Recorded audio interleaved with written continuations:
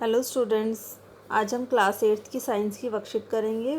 Worksheet number 4 Hindi medium की, जो कि 23/4/2021 की वर्कशीट है, जिसका टॉपिक है सूक्ष्म जीव।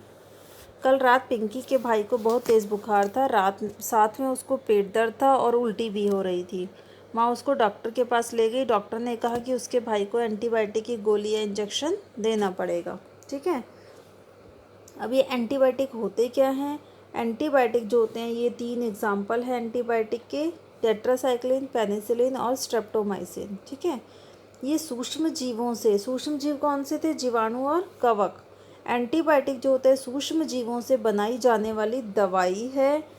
यह बीमारी पैदा करने वाले जीवाणुओं को नष्ट करती है और उनकी वृद्धि को भी रोक देती है, ताकि उनकी वृद्धि ना हो।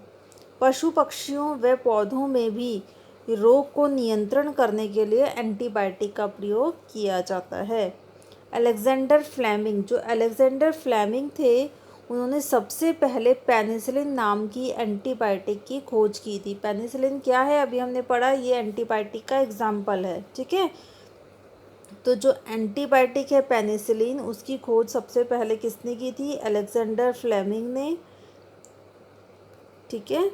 इसके बाद है, आपने पल्स पोलियो टीकाकरण के बारे में ज़रूर सुना होगा, और आजकल कोरोना की वैक्सीन भी टीवी तथा अखबारों में बहुत चर्चा में है। पल्स पोलियो टीकाकरण के बारे में सबको पता है। कोरोना की वैक्सीन भी आ चुकी है, जो टीवी और अखबारों में, जिसके बारे में हमने सुना है। टीका या वैक्सीन के द्वारा रोग फैलाने वाले मृत या कमज़ोर जीवाणु हमारे शरीर में डाले जाते हैं।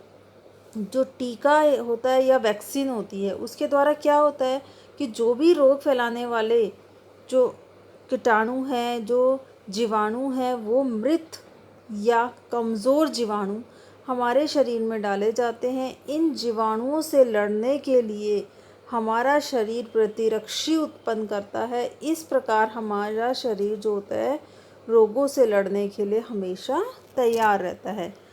टीका और वैक्सीन के द्वारा क्या होता है, जो रोग फैलाने वाले मृत या कमज़ोर जीवाणु होते हैं वो हमारे शरीर में डाल दिए जाते हैं, जिसकी वजह से जीवाणुओं से लड़ना हमारा शरीर प्रतिरक्षा उत्पन्न करता है, जिससे कि वो पहले से ही तैयार होता है लड़ने के लिए।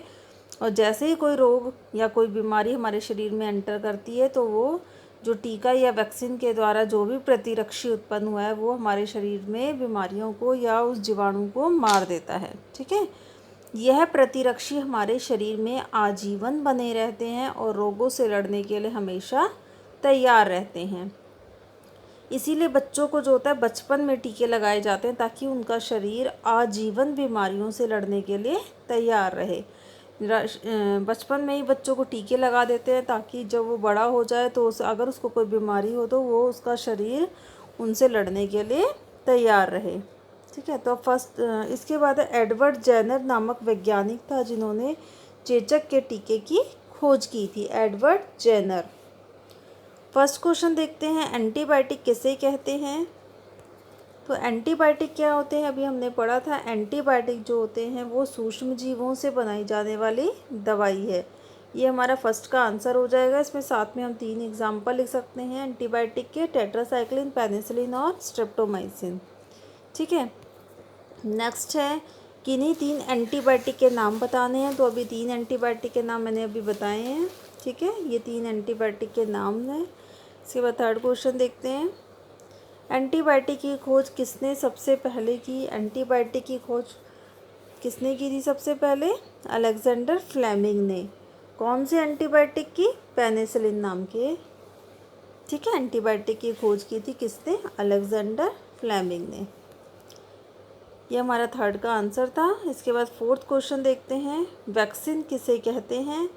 अपने मम्मी पापा से पूछो कि उन्होंने बचपन में आपको कौन कौन से टीके लगवाए थे। तो सबसे पहले देखते हैं कि वैक्सीन किसे कहते हैं। तो वैक्सीन के बारे में हमने पढ़ा था, टीका या वैक्सीन के द्वारा यहाँ से लेकर और यहाँ तक, ये हमारा फोर्थ का आंसर है। ठीक है।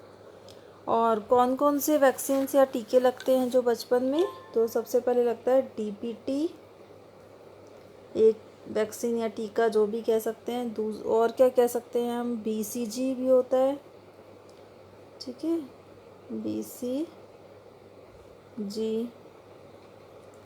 हेपेटाइटिस बी लिख सकते हैं हम, ठीक है, या फिर चेचक लिख सकते हैं।